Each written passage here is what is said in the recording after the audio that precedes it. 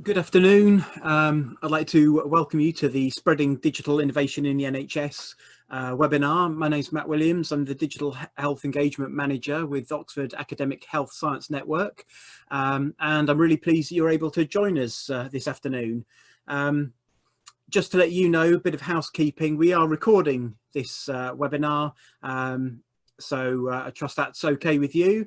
As we've got a lot of people on this webinar, we're going to keep people's cameras and their off and their microphones muted. If you've got questions, please raise those through the chat function, and we'll address those at the end of the webinar. And we also received a few questions from you as part of the registration process, and we'll address some of those. Some of those indeed we'll be touching on as part of this webinar. So we're going to start off with a bit of an icebreaker. We're going to have a quick poll. Sleepio, the digital therapeutic that we used in this project, is all around sleep, and we're going to do a quick poll just to see how many hours of sleep you got last night. It's a bit of fun, really, just to get us all engaged with this webinar. You won't be able to see the pop-up, I'm afraid. You won't be able to see the poll if you've got pop-ups blocked, or if you've accessed the webinar through your mobile device. But I can see there that quite a few of you have done quite well with 7+ hours sleep, about half of you, which is fantastic. And of course, the amount of sleep we need depends on our individual circumstances. So thank you very much for being part of that. 51% of you are get a good night's sleep, and about 10% of you got between 4 and 5 hours, so that's quite standard, I suppose. So okay, so we're going to have a quick had COVID not happened, we would have had this event probably as a half-day or full-day conference. So actually we're going to cram a lot into an hour. Really pleased to say that we're joined by quite an excellent panel of people. We've got Chris Sawyer from Innovate UK, we've got Charlotte Lee from Big Health, the company that created Sleepio. We have Katie Simpson, who's a GP at Dedworth and South Meadow Surgeries in Windsor. She's also a GP mental health lead for East Berkshire CCG. And Chris Sampson, who's from the Office of Health Economics and helped us with their health economic evaluation for this program. One voice that is missing, and I have to sort of touch on this, is the voice of the patient. The patient voice is a really important part of any process like this, but in the interest of time and because we're focusing on the technical aspect, I'm afraid we don't have a patient voice, but I would certainly encourage people to have patients represented on similar webinars if they're for a longer time. So without further ado, I'd like to introduce Chris Sawyer from Innovate UK. So I'm going to kick things off with a brief overview of Innovate UK and UKRI, and in doing so, touch on the Digital Health Technology Catalyst, which was the funding mechanism for this project. But before I begin, I would like to say that this project has been a great fit into the DHTC portfolio, and that I have been very impressed with the results, which are a perfect example of how Innovate UK funding can be utilised to excellent effect. Next slide, please. So let's start with a quick review of Innovate UK. Innovate UK drives productivity and economic growth by supporting businesses to develop and realise the potential of new ideas. We connect businesses to the partners, customers and investors that can help turn ideas into commercially successful products and services leading to business growth. We fund business and research collaborations to accelerate innovation and drive business investment into R&D. And our support is available to businesses across all economic sectors, value chains, and UK regions. Next slide, please.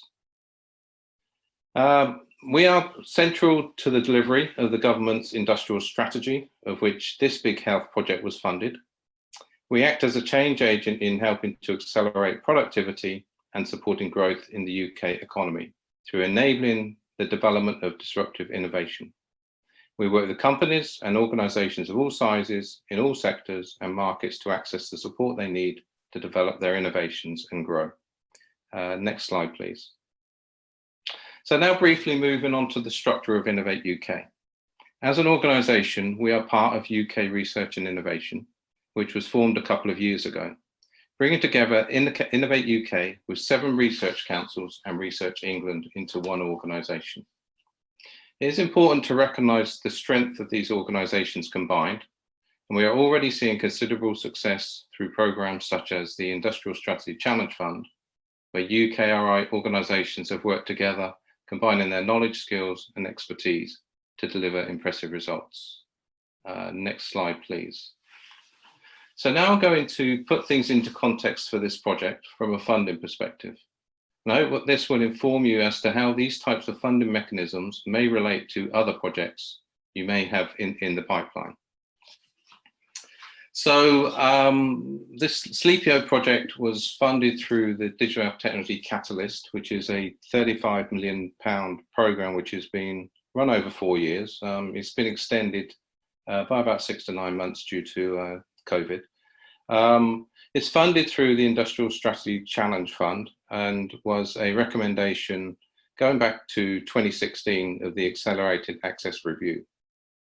It's also aligned with the National Information Board's aims to address specific market failures so that digital health sector can grow and to deliver transformative, cost-effective technologies to patients. Next slide, please. It was a SME-led collaborative R&D program with a big emphasis on user-centered design and customer collaboration. Projects had to be enabled by digital health as the underlying technology. Now, what we were looking for from the projects was at least one of these 3 things: to improve patient outcomes, transform healthcare delivery, and/or enable more efficient delivery of healthcare. The scope was very wide, it was very open, but largely it was aligned with NHS priorities, which were driven by the 5-year forward view. Next slide, please. I'm going to jump to outcomes. These are some of the things that you can hopefully look to achieve through this type of program. So as I mentioned, we've allocated £35 million in funding. This funded 137 projects, with 49 of those being CR&D projects, with the rest being made up of feasibility, so very early stage projects.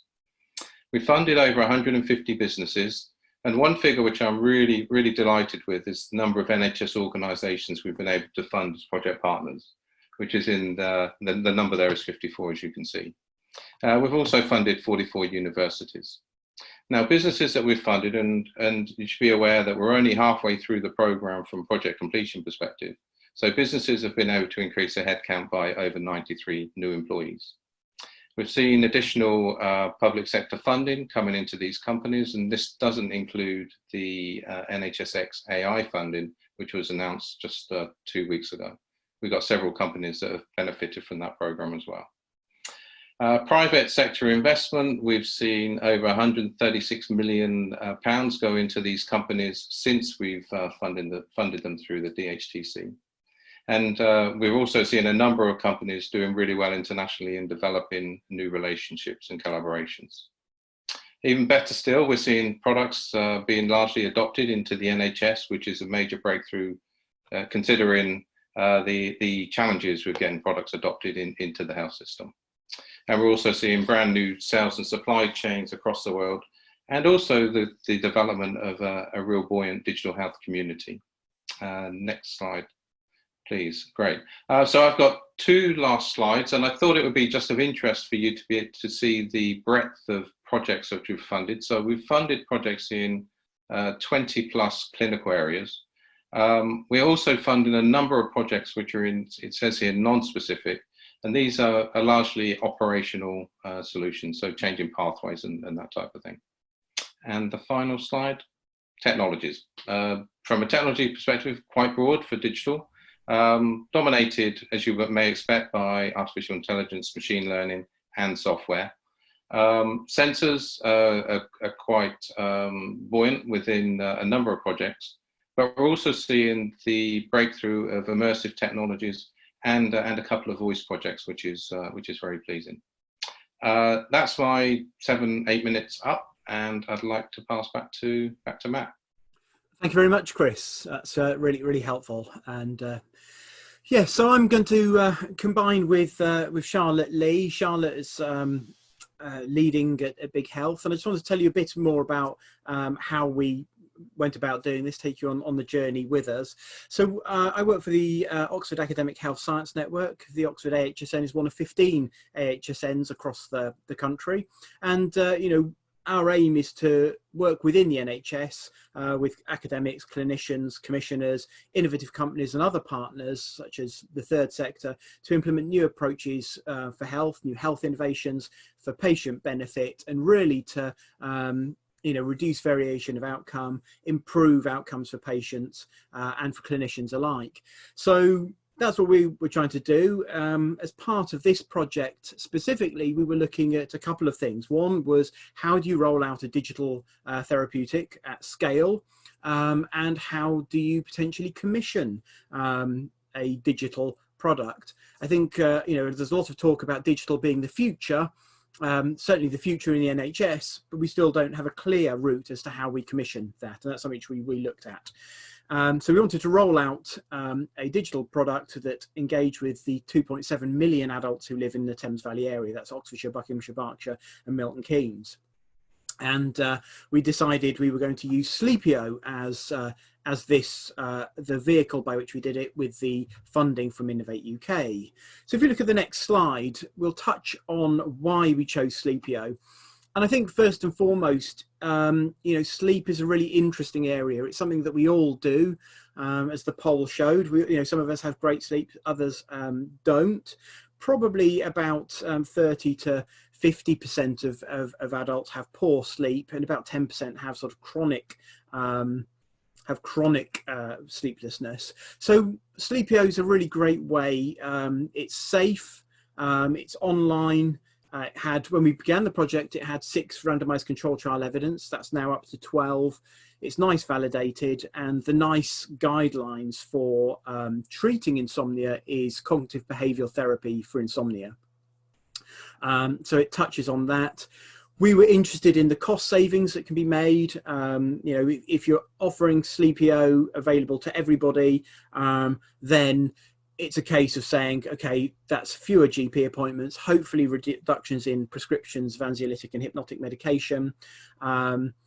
And, you know, this is something which we wanted to engage with GPs and put in front of patients to see whether there's any patient pull. One of the sort of negatives potentially is that sleep doesn't really sit anywhere in the general commissioning landscape at the moment.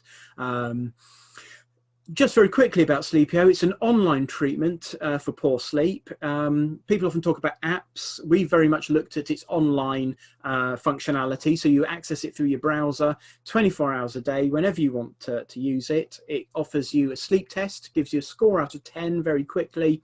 Anything below 2.5 suggests insomnia.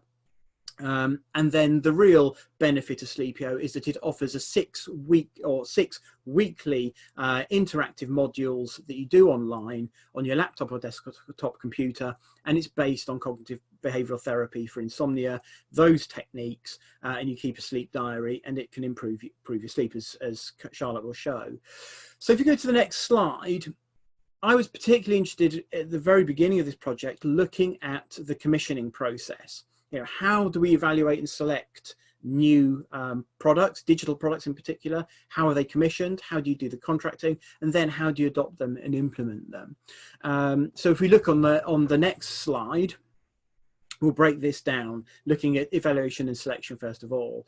And just in case you want to know, you know, we're going to have a whistle-stop tour of this, but there's a paper which we had published in the British Medical Journal for Innovation around this, if you wanted to find out more. Now, the key worry I think that people have, you know, we interviewed about 15 commissioners and people with knowledge on our patch to find out what some of the issues were. Risk aversion being one. If you're taking on a digital product, quite often it's unknown. There's a personal reputational risk that commissioners may face. Currently, you know, when we did this work in 2018, there were perceptions around value. Who's willing to pay? Does it fit within existing pathways? And then the decision making processes that there are at the moment. How does it fit with that? What's the organizational culture like? What's the appetite for innovation? I think the one real concern is about evidence. You know, does it work? How does it compare to existing treatments? And that's not just for sleep, it's for any digital product. And quite often people want a comparison to look at. There are technical issues, information governance, which is a huge issue around anything digital, and about integration issues. Does this fit with existing systems, both analog and digital? And then there's just, you know, commissioners often feel very overwhelmed by the sheer number of digital products that are out there. I think there are about 325,000 digital solutions on the market in the world at the moment, according to Orca. So how do you pick the right one and get it in front of the right people? Next slide, please. So commissioning and contracting. You know, I think there's no secret that actually budgets remain tight. There are continuing pressures on, you know, budgets for commissioning. I think there's a very real trade-off if you put yourselves in the place, a position of a commissioner. You know, if you're going to commission a product like Sleepio or any digital product, what might you have to decommission in order to fit it in the roster? We had a lot of conversations about who pays and who benefits. You know, where does this sit? You know, is it the responsibility of the patient, or is this fall under prevention and Public Health England and those sorts of areas? And there's not a current commissioning model that suits digital, and I think we've made some progress in this field as a result of this project, but there's still some way to go. And then, you know, I think there's a general distrust perhaps between the health sector and the innovative commercial sector. I think we've bridged that gap quite successfully as part of this project. But certainly perception and reality, you know, need to be taken into consideration. And next slide, please. So the adoption and implementation, again, you know, there's a sense that is digital only for young people? You know, how do you measure and have an ongoing dialogue? We talked about the potential for digital formularies, you know, where clinicians get together and talk about these things. And I think we all know that GPs feel very overworked, and there's a general initiative fatigue. And just before I finish, I'm aware I've got sort of a minute to go before I hand over to Charlotte, who will take us on the next bit of the journey. You know, we offered Sleepio free of charge to the 2.7 million adults in the Thames Valley with very little marketing budget, and that meant that we had to really look at where we positioned this. We worked with 9 GP surgeries, all of which were based in Buckinghamshire, a discrete area. And some GPs chose to prescribe Sleepio as well, who weren't part of this project, but Buckinghamshire were where that was focused. And we worked with some, you know, large companies, some large employers, Unipart, Oxfordshire County Council, Thames Water, just to, you know, name a few. And we engaged with that way, as well as a larger population piece. But I'm going to hand over to Charlotte now, and Charlotte will take you on the journey about how we made this manifest, really, how we made this happen together. Brilliant. Well, thank you, Matt, for that introduction. Hi, everyone. I'm Charlotte Lee. I'm the UK Director for Big Health. It's really fantastic to be here presenting about all the good work that we've been able to do in collaboration with Oxford AHSN and also the Office of Health Economics. So let's take a step back, you know, let's take Sleepio out of this whole kind of context and think about why sleep is so important. You know, what was the need in the system? So first of all, sleep is foundational to health and functional well-being. And many of you in the audience may know that I was a clinician right when I started my career, and I didn't learn anything about sleep or insomnia within medical school, despite its importance. We know that along with diet, hydration and exercise, it is a necessary component of life. But it costs, you know, a lot when it's insufficient and it's disordered. It costs about £50 billion to the economy, according to a recent RAND report. And it also has lots of impact on physical health as well as mental health. So there you can see it increases the risk of anxiety, depression, and cardiometabolic disease, including diabetes, obesity, and our number one killer, cardiovascular disease. Despite this importance, there is an insomnia treatment gap. So at the moment, NICE recommends CBT for insomnia as a first-line treatment for chronic insomnia. Medications are indicated, but for short-term use. However, because there is a lack of CBT for insomnia therapists across the UK and actually globally, you end up with a situation where GPs are unable to reach into their suite of options and tools and work out which one is best for the patient. So they only have recourse to medications, and that's why we see, quite a high number of hypnotics being prescribed per year, and it's growing for the management of poor sleep within primary care. Next slide, please. So these were the questions that we sought to answer throughout the programme. First of all, much like what Matt said, can something like Sleepio, digital CBT for insomnia, be delivered effectively at scale within a clinical context? Secondly, if we were going to be able to do that, what are the different distribution pathways? Given that we have a very small marketing budget, and naturally we want this to be delivered within clinical context, how do we do that and how do we partner? Thirdly, how cost effective is distribution specifically within primary care? We had a hunch at the start, but we needed to use this project to develop further evidence for the distribution model and the commissioning model potentially through primary care. So, and on that kind of point of commissioning, how might a digital self-care product like this be commissioned? Next slide, please. So here you can see an overall framework, and it's very busy. I don't have a huge amount of time, but I'm going to try and take you through this step by step. So here we've got at the top, local to national spread. And in the dotted line, you've got where we are today. So we've managed to get from project initiation to a degree of regional spread. We haven't quite grasped the whole national spread yet.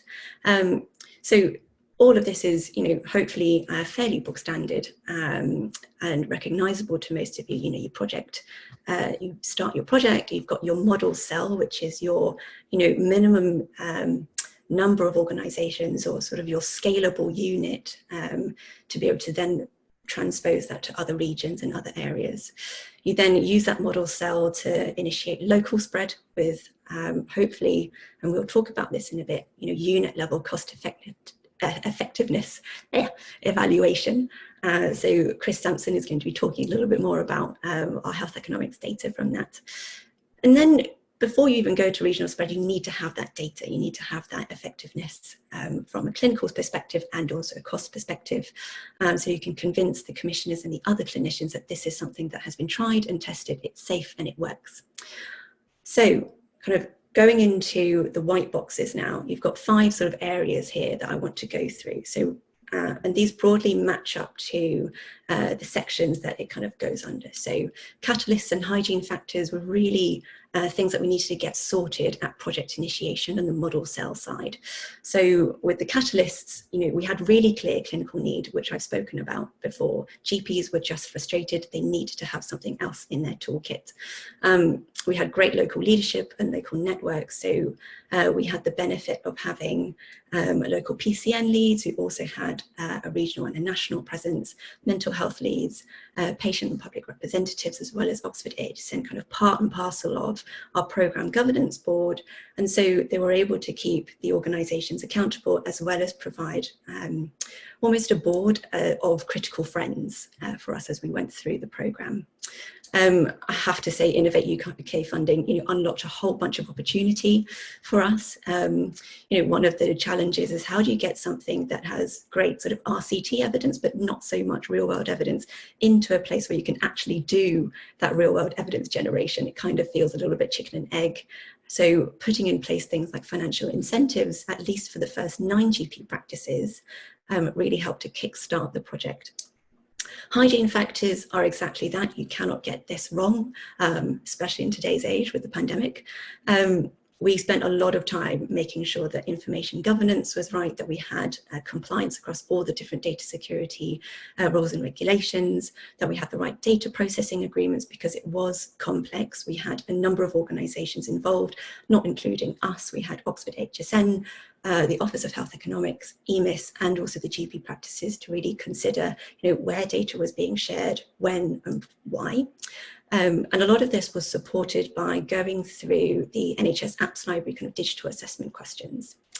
There was a lot of technical integration. So from the third party side, so trying to get the data out of the 9 GP practices into a format that Chris could then analyse and turn into an economic model was no mean feat.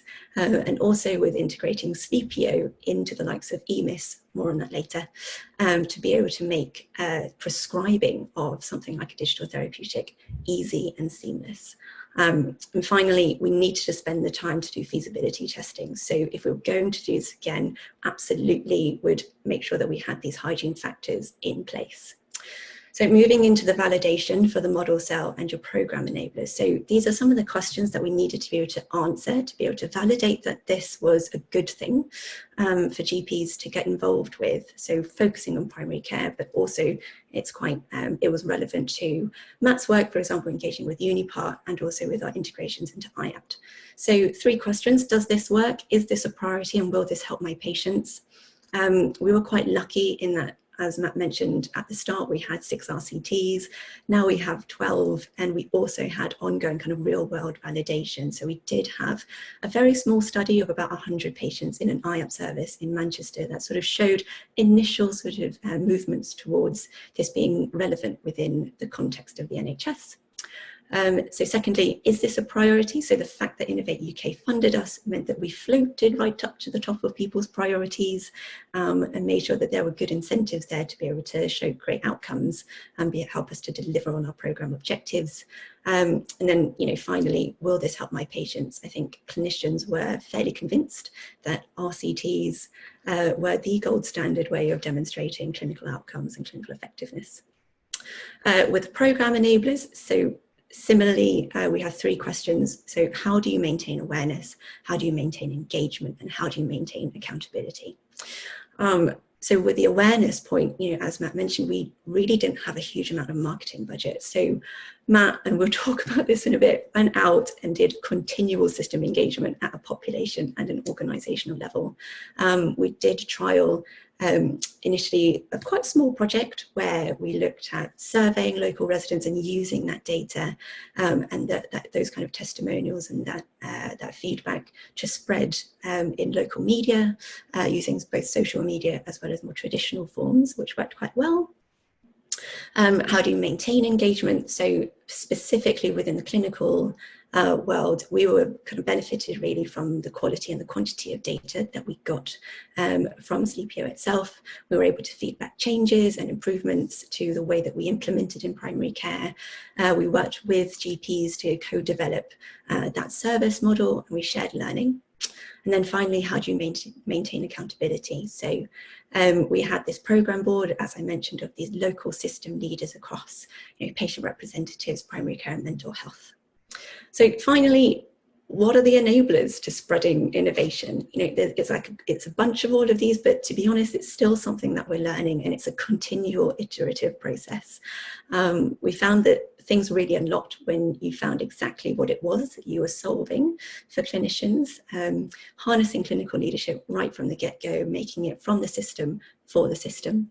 And as you progress, just being super crisp on the value proposition so that you have evidence from the real world that helps towards meeting a need at the system or the commissioner level. Next slide. Awesome. So overall programme, what does it look like? So you've got 5 sections here: stakeholder engagement, recruit your model cell, you launch, you train, and then you evaluate. Click for me. Fab.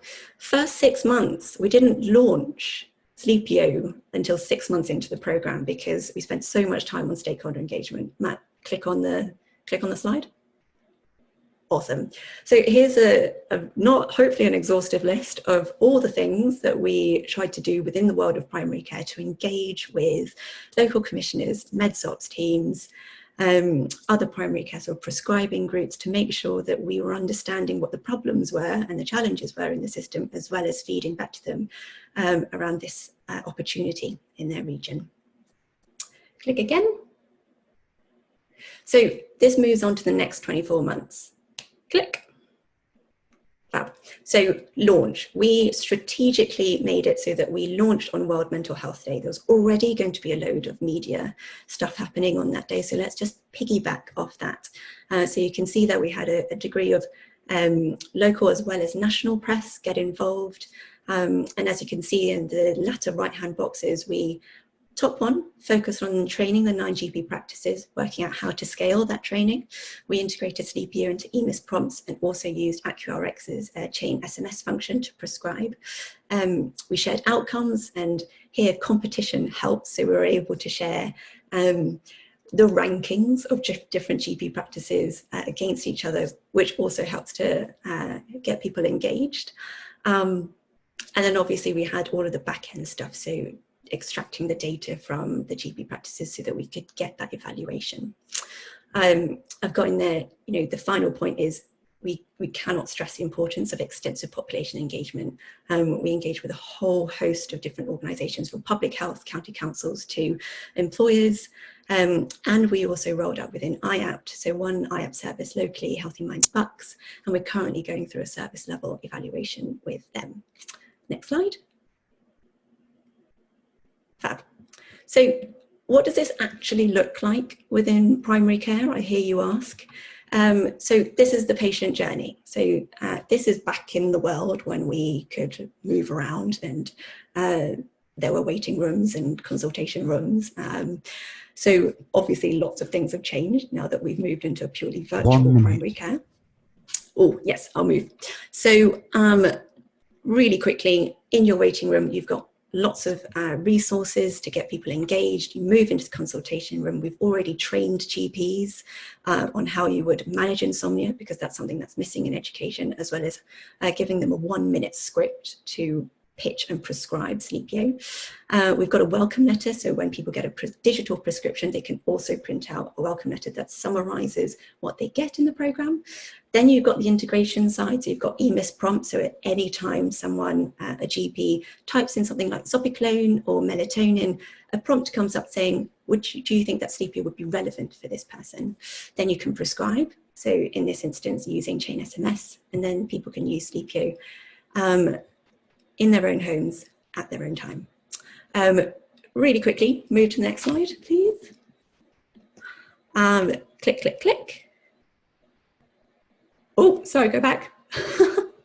So overall, this is what the program looked like from an organizational implementation side. So you can see there on the left, Matt did not hold back on engaging with all the different organisations in the system. So you can read their early intervention to Oxford University hospitals. We had your 9 GP practices, and we didn't count the broader ones that were prescribing because we couldn't at the time. And you had 1 IAPT service referring as well.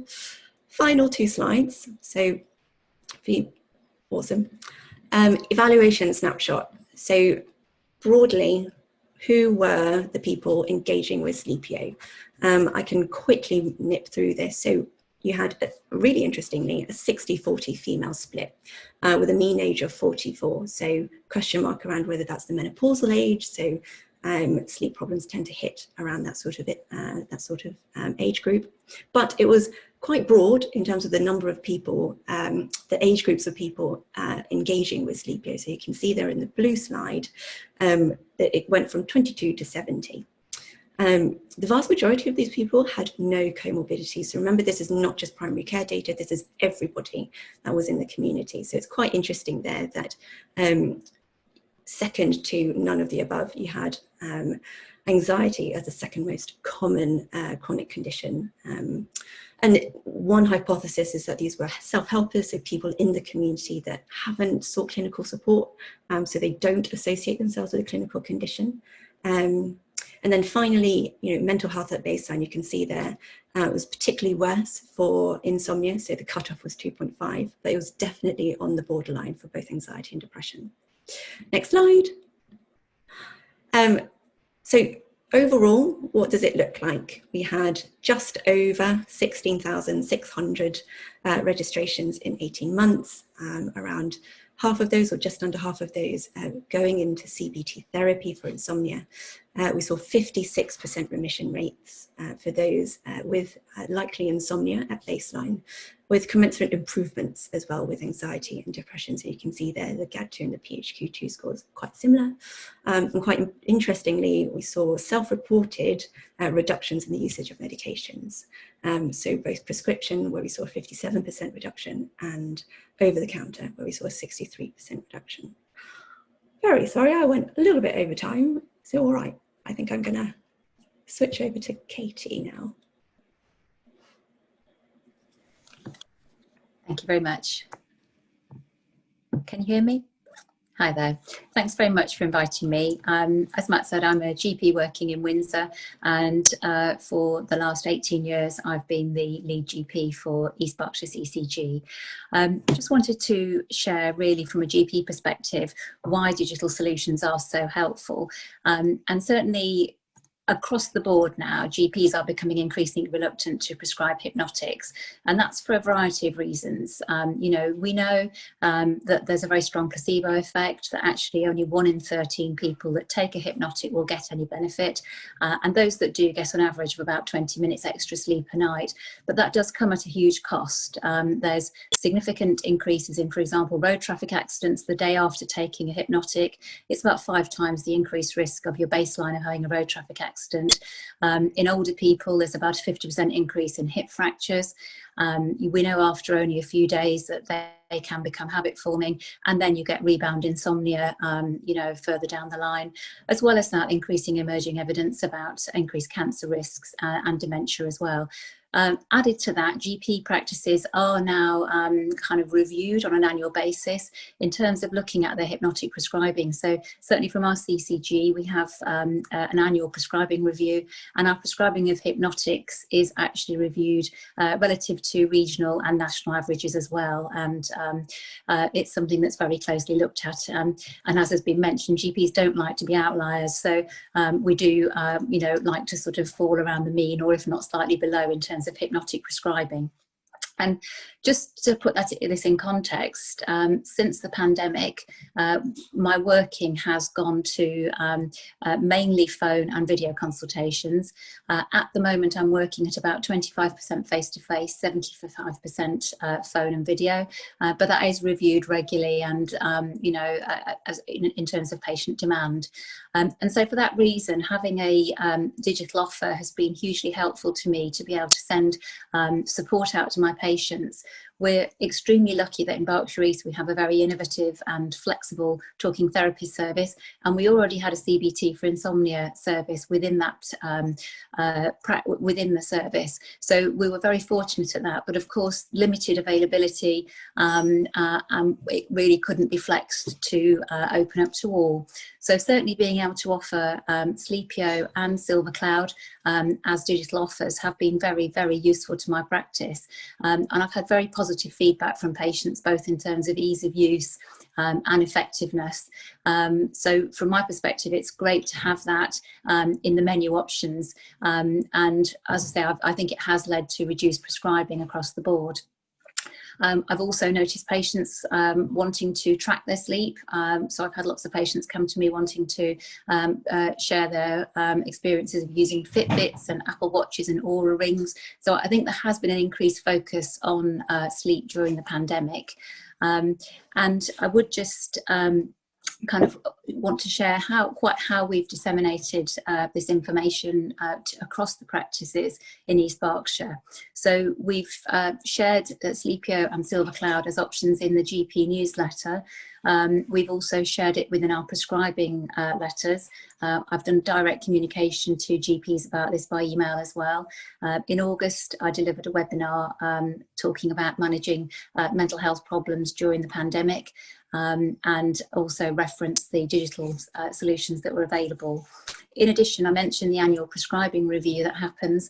Our CCG pharmacists visit all of the practices, look at our prescribing and highlight and remind us about using Sleepio and Silver Cloud to support rather than prescribing. So overall, I found it a hugely positive addition to, as I say, my menu of options.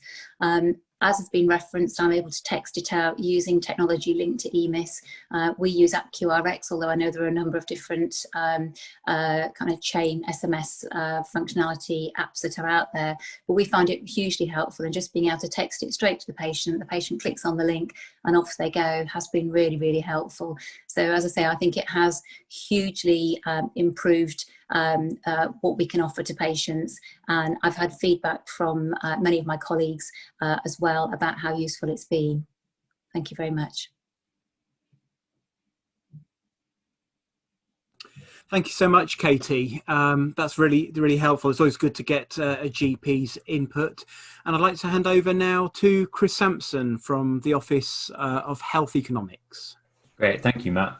Good afternoon, everyone, from a very dreary London. I hope you can see me, it's quite dark. My name's Chris Sampson. I'm a principal economist at the Office of Health Economics. The OHE is an independent research organisation. We're a charity and a consultancy based in London. And we do a variety of different types of studies. We lead large research grants as a university group might. But we also work on research to support companies in generating evidence around the value of technologies. So working with Oxford HSN and with Big Health, we led the economic analysis as part of the Thames Valley study.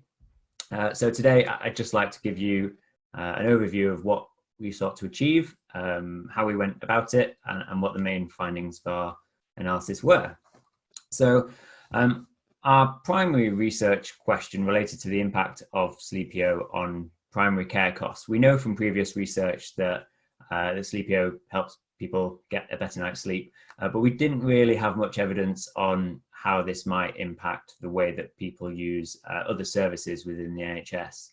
As Matt suggested earlier, there's reason to believe that giving people access to Sleepio might influence the number of times that they visit their GP and the number of prescriptions they receive. So we wanted to know what Sleepio rollout could mean for NHS expenditure, essentially.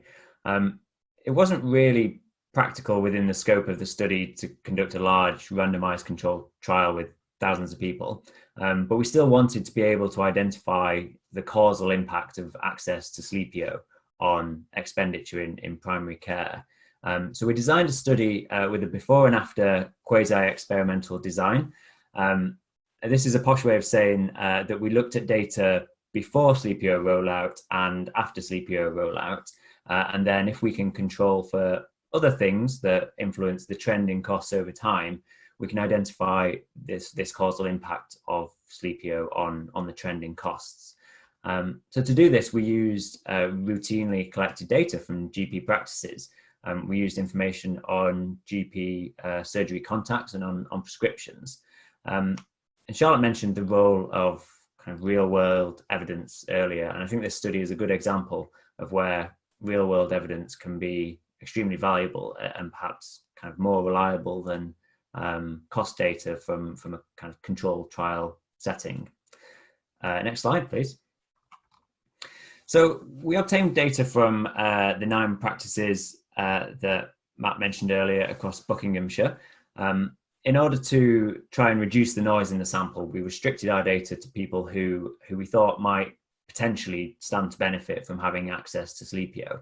So our sample included people with relevant diagnoses such as insomnia or anxiety or depression. And we also included people who had relevant prescriptions such as hypnotics or anti-anxiety drugs. The full period over which we obtained data was 117 weeks. So this was a full year prior to the beginning of rollout of Sleepio, and then 5 quarters after rollout. So this figure that you can see on the slide is kind of intentionally messy. It shows the total cost associated with GP contacts and with prescriptions on average per person per week. And in the middle, there's that vertical line, which is the point of Sleepio rollout, while the horizontal black lines are a basic fitted model for the trending costs. But we can see that prescription costs are highly volatile. This is because there are some relevant prescriptions in our data that are quite expensive, but they're not really that common. So this high variability that we see in the data means that it's really important that we were able to kind of control for this variation between individuals and variation week on week. So simply looking at a figure like this doesn't really reveal very much about the trending costs before and after Sleepio.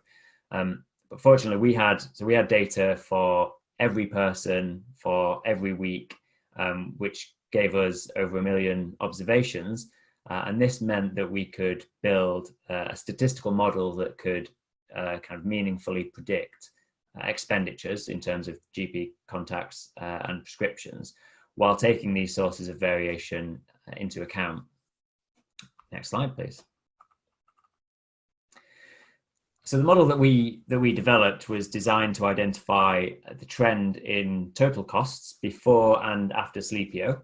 And our data revealed that there was a slight increasing trend in costs prior to Sleepio rollout, which we would anticipate to have continued without Sleepio being available.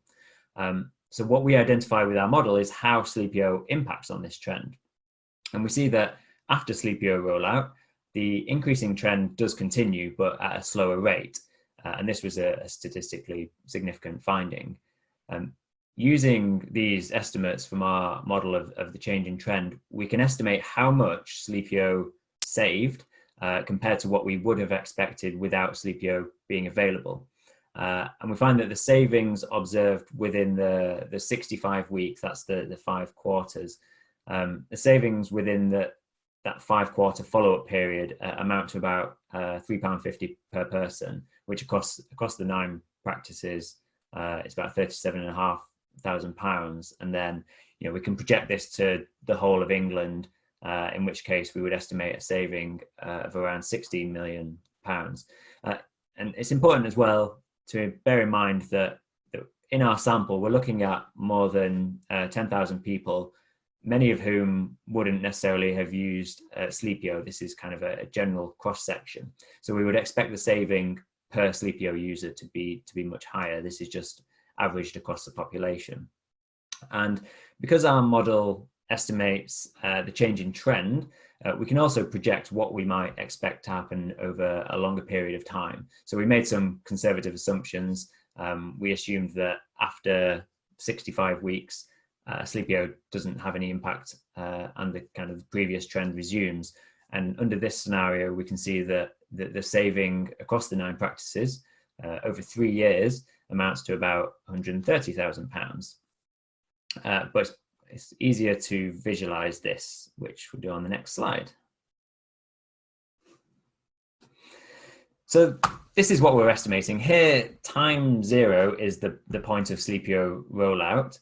The lines show the trend in primary care costs per person across our 9 practices. This is the week-on-week rate of increase of costs.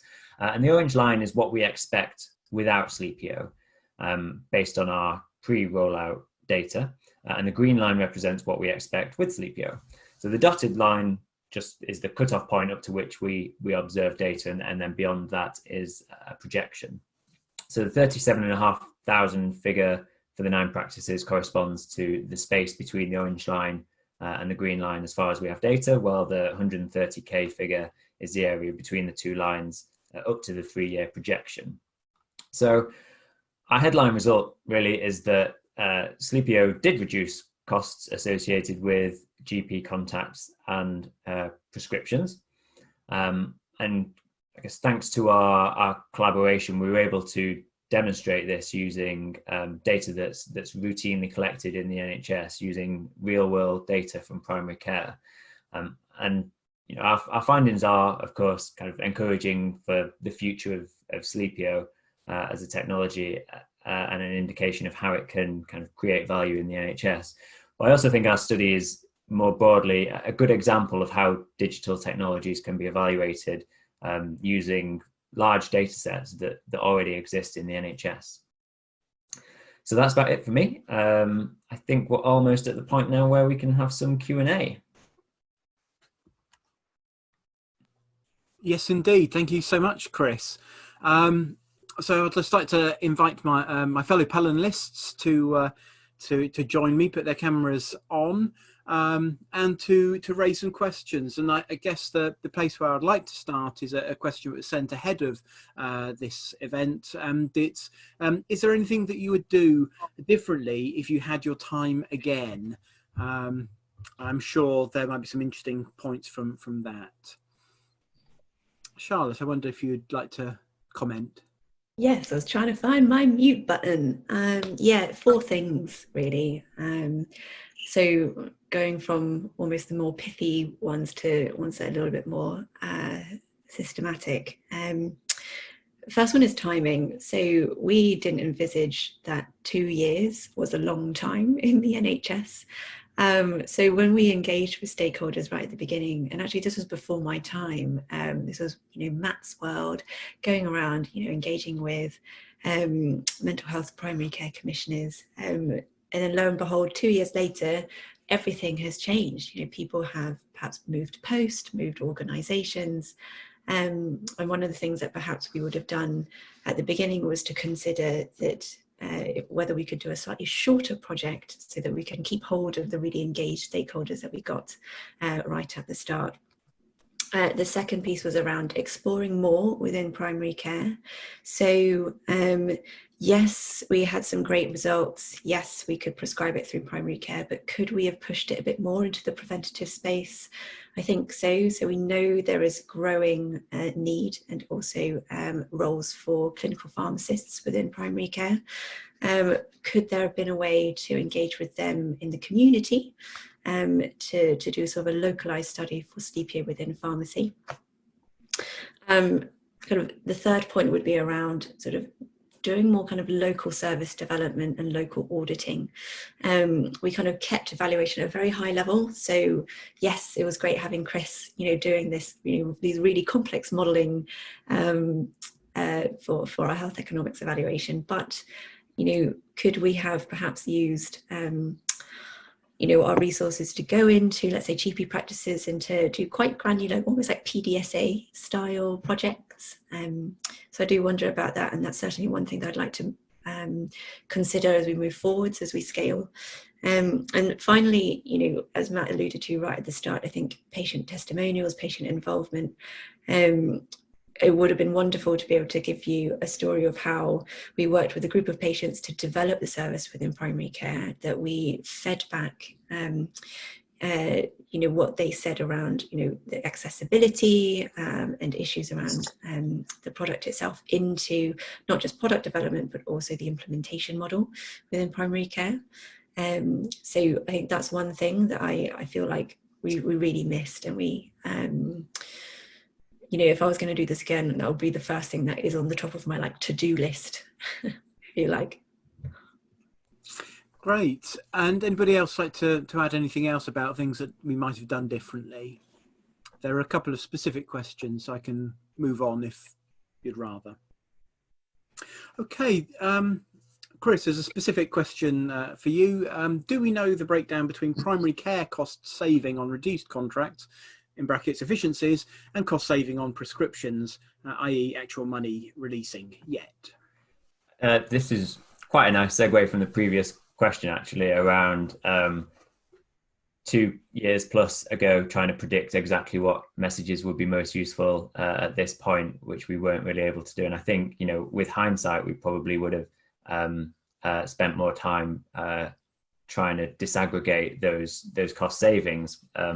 But for a variety of reasons, it's quite complicated. To answer the question directly,